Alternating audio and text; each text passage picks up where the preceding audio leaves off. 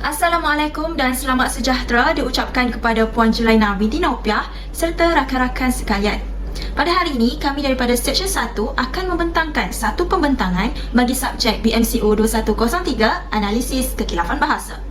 Kumpulan kami terdiri daripada saya sendiri, Nurul Najhah binti Razak 1913978, Nur Zulaikha Liana binti Halim 1915454, Nurul Atiyah binti Ahmad 1919080 dan Nuraini binti Markimin 1916616.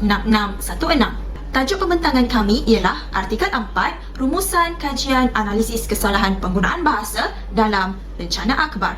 Pertama sekali, saya Nurul Najhah binti Razak akan membawa anda menelusuri pengenalan dalam kajian ini.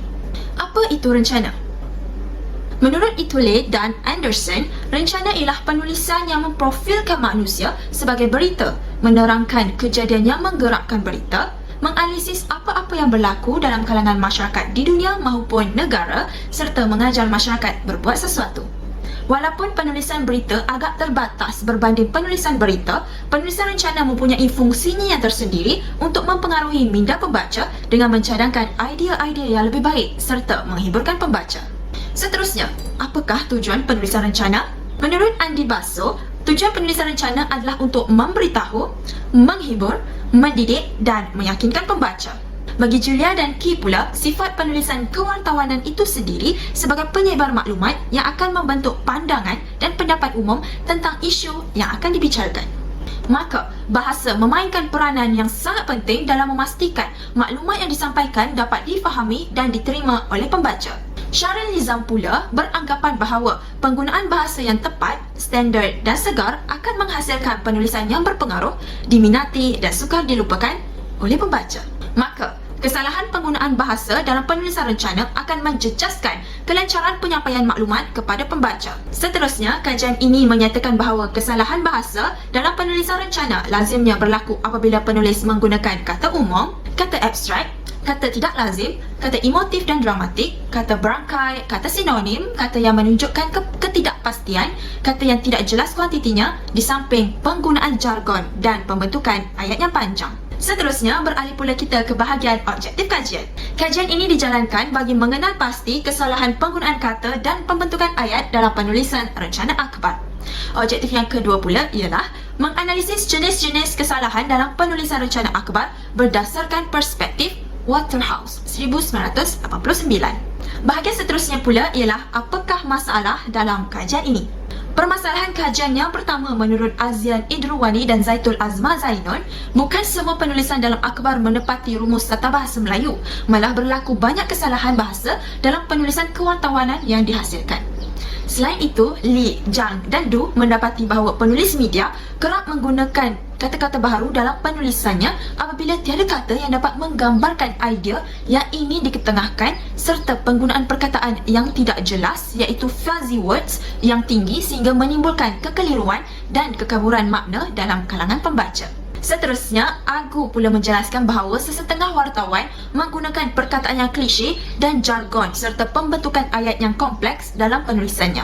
Syaril Nizam dan Hamidah pula menjelaskan bahawa kelewahan bahasa sering kali berlaku dalam penulisan kewartawanan sama ada penggunaan imbuhan, perkataan, frasa, ayat dan juga kelewahan dari segi pengulangan idea dalam penulisan. Oleh itu, kajian ini menganalisis kesalahan penggunaan bahasa dalam rencana akhbar dari sudut pandangan Waterhouse 1989. Seterusnya, saya serahkan pembentangan ini kepada pembentang yang kedua. Bismillahirrahmanirrahim. Assalamualaikum warahmatullahi wabarakatuh. Terima kasih kepada saudari Nurul Najhah atas pembentangan yang diberikan sebentar tadi.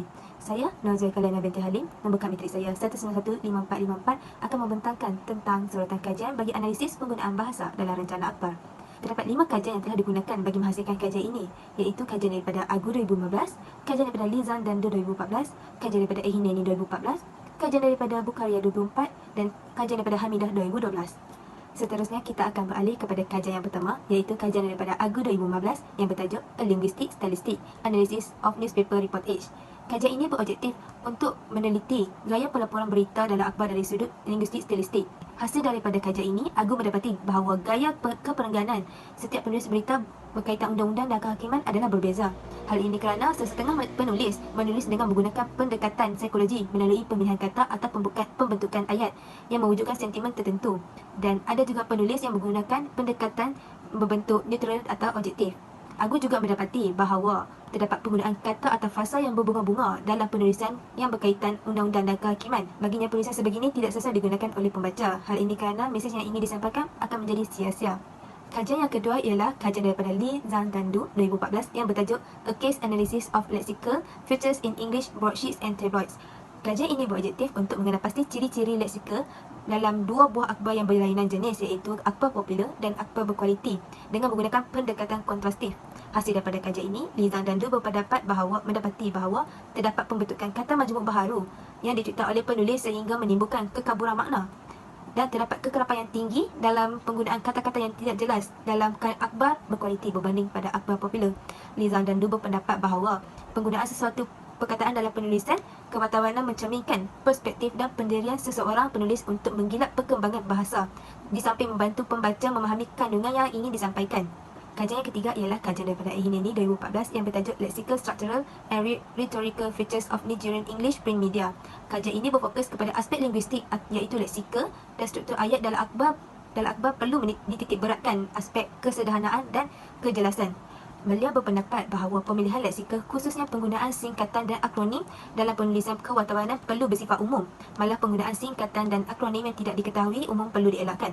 Menurutnya lagi, pembentukan ayat melalui proses pengguguran dan penggantian perlu tepat bagi mengelakkan berlakunya kekaburan makna terhadap mesej yang ingin disampaikan. Kajian yang keempat ialah kajian daripada Bukaria 2004 yang bertajuk Lexical and Syntactic Ambiguity as a Source of Humor, The Case of Newspaper Headlines. Kajian ini berobjektif untuk mengenal pasti kekaburan makna terhadap pembentukan ayat dalam penulisan kewartawanan. Hasil daripada kajian ini, Bukaria mendapati bahawa terdapat kekaburan bahasa dalam aspek leksikal yang berbicara daripada penggunaan kata homonim, kata kerja, kata hubung dan kata nama yang mengandungi makna berganda dalam penulisan tajuk berita humor yang dihasilkan. Bagi aspek sintaksis pula, kekaburan bahasa berlaku apabila berlakunya perubahan penggolongan kata dalam pembentukan frasa tertentu pada kata-kata tertentu dan juga kesan elipsis dalam pembentukan ayat. Kajian yang terakhir ialah kajian daripada Hamidah 2012 yang bertajuk aspek kelewahan dalam laporan akhbar atas talian. Kajian ini bertujuan untuk menggunakan bahasa yang jelas dan tepat bagi memastikan pembaca dapat memahami kandungan akhbar dengan baik. Beliau berpendapat bahawa unsur kelewahan dalam penulisan kewartawanan perlu dielakkan bagi membentuk pemahaman yang menyeluruh terhadap kandungan akhbar itu. Kelewahan akan mengganggu kepersisan ayat dan turut menyukarkan pembaca untuk memahami kandungan akhbar tersebut.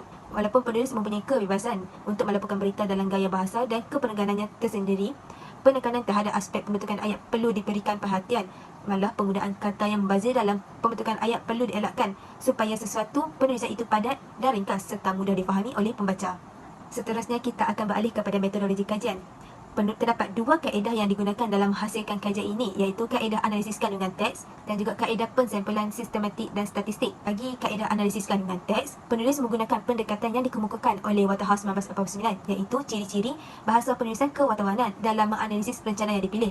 Walau bagaimanapun, pendekatan ini diubah sesuai supaya bertepatan dengan data kajian yang telah diperoleh.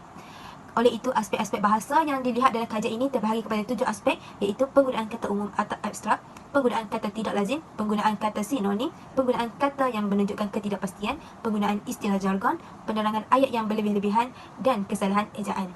Bagi kaedah pensampulan sistematik dan statistik, penulis menggunakan formula saiz selang sampel, iaitu sampling interval. Bagi sampel kajian pula, penulis menggunakan dua akhbar berbahasa Melayu, iaitu Berita Harian BH dan Utusan Malaysia UM yang diterbitkan sepanjang 1 Oktober 2016 sehingga 30 November 2016. Walau bagaimanapun, kajian ini berfokus pada rencana sahaja sebagai data kajian. Bagi akhbar Berita Harian, segmen rencana dalam akhbar tersebut dikenali dengan segmen dari kacamata. Manakala akhbar Utusan Malaysia memperkenalkan segmen khas, iaitu rencana. Kedua-dua segmen ini dijadikan sebagai sampel dalam kajian ini. Sebanyak 20 rencana sahaja yang diambil sebagai sampel kajian. Dengan ini, saya akan menyerahkan pembentangan kepada saudari Atia. Sekian, terima kasih. Assalamualaikum warahmatullahi wabarakatuh. Saya Nur Atia binti Ahmad akan meneruskan pembentangan ini, iaitu berkaitan dengan dapatan kajian dalam artikel ini. Terdapat 7 kesalahan bahasa yang telah ditemui dalam rencana ini. Bagaimanapun, saya akan menerangkan 4 sahaja dapatan kajian tersebut. Berdasarkan dapatan kajian yang pertama, iaitu kesalahan dari segi penggunaan kata umum atau bahasa. Penggunaan kata umum atau asal dalam penyusunan rencana ini pernah dilakukan oleh penulis. Namun, terdapat beberapa data yang telah menunjukkan menunjukkan contoh penggunaan kata umum atau asal dalam rencana ini. Sebagai contohnya, data 1 menunjukkan perkataan luhur merupakan contoh penggunaan kata umum atau asal dalam rencana ini.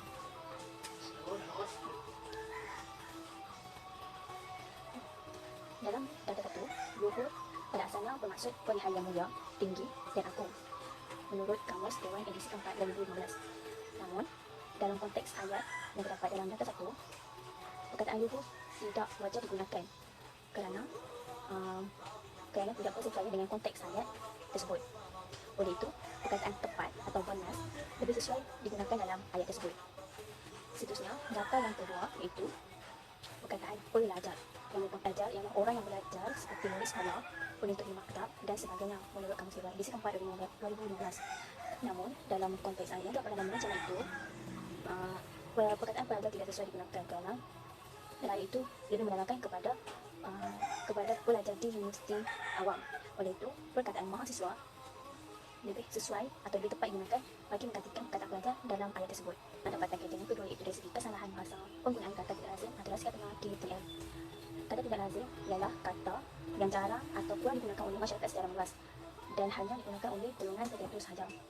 Berdasarkan petikan daripada rencana ini, data 1 menunjukkan perkataan diagregasikan merupakan kata tidak lazim yang terdapat dalam rencana ini. Diagregasikan bermaksud perbuatan mengumpul atau menghimpunkan sesuatu. Perkataan diagregasikan ini perkataan yang jarang digunakan oleh masyarakat kini. Oleh itu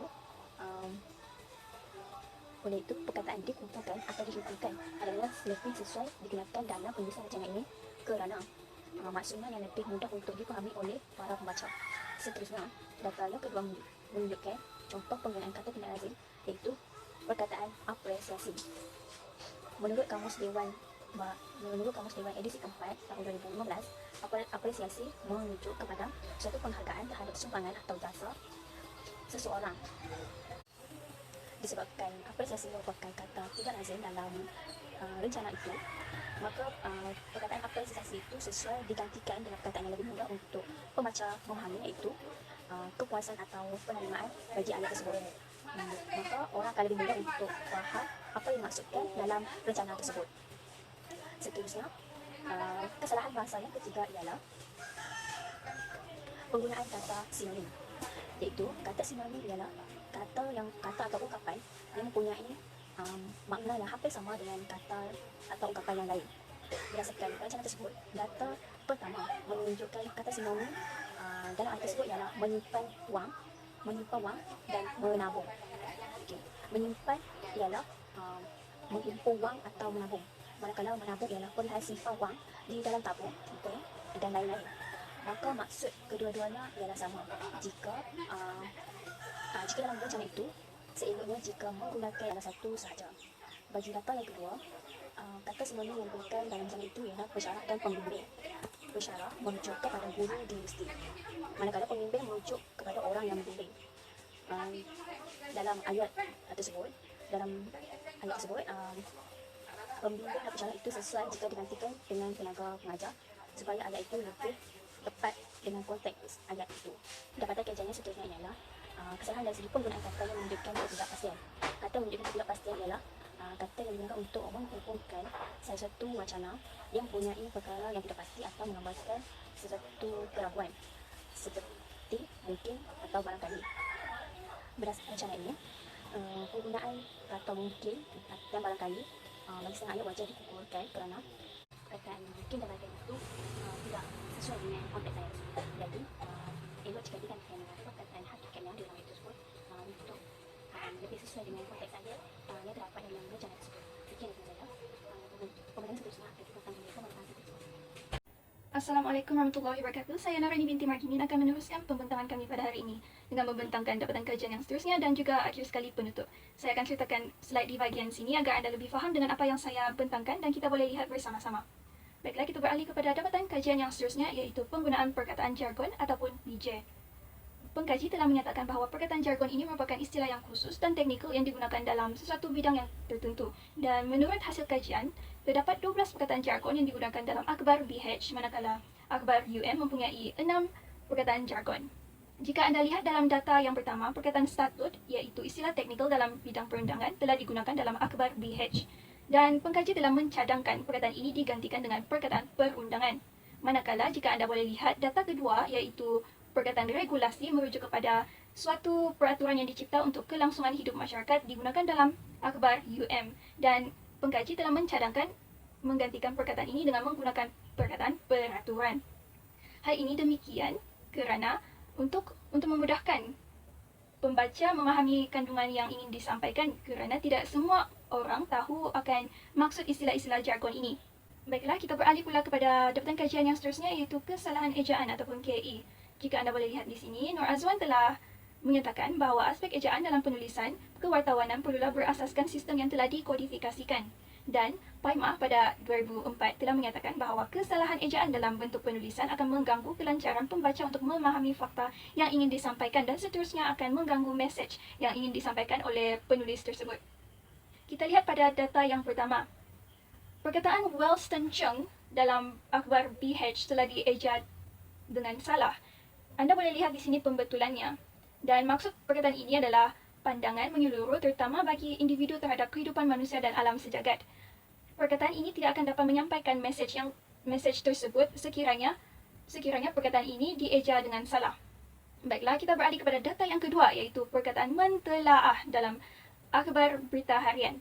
Mentelaah ini sepatutnya dieja dengan menelaah, kerana kata dasarnya adalah telah, dan menurut Nik Safia Karim, kesalahan imbuhan awalan men dengan kata dasar bermula huruf T haruslah digunakan seperti menelaah.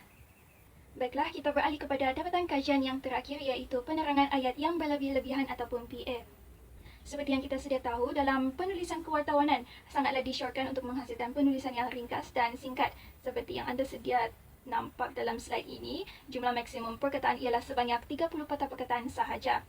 Dan kesalahan ini merupakan kesalahan yang dominan dapat dilihat dalam kedua-dua akhbar yang telah dikaji. Kita tengok kepada data yang pertama, di mana ayatnya mengandungi 34 patah perkataan disebabkan oleh penggunaan kata hubung dan yang menyebabkan penerangan berlebih-lebihan. Pengkaji telah memperbetulkan kesalahan ini dengan memecahkan ayat ini kepada dua ayat yang berbeza. Baiklah, beralih pula kita kepada data yang kedua, di mana jumlah patah perkataannya sebanyak 48 patah perkataan. Hal ini disebabkan oleh kata sinonim yang hadir, menyebabkan unsur lewa berlaku dalam ayat tersebut. Dan pengkaji telah memperbetulkan ayat ini dengan mengurangkan 43 patah perkataan dengan membahagikan ayat tersebut kepada dua bentuk ayat. Baiklah, kita beralih kepada kesimpulan. Menurut perspektif Waterhouse 1989 telah menyatakan bahawa kesalahan pemilihan kata ini akan mengakibatkan kekaburan dan juga kekeliruan dalam diri pembaca. Dan penggunaan kata-kata yang bersifat abstrak, jargon dan juga tidak lazim haruslah dikurangkan ataupun menambahkan definisi ayat tersebut di bahagian-bahagian rencana. Selain itu, ayat yang panjang dan penerangan berlebih-lebihan akan mengakibatkan hilangnya tumpuan pembaca. Oleh itu, haruslah penulis menghasilkan penulisan yang ringkas dan padat. Selain itu, ciri-ciri penulisan Waterhouse 1989 haruslah dijadikan sebagai panduan untuk menulis sebarang rancana ataupun akhbar. Baiklah, sampai di sini sahaja pembentangan kami pada hari ini. Sekian dan terima kasih.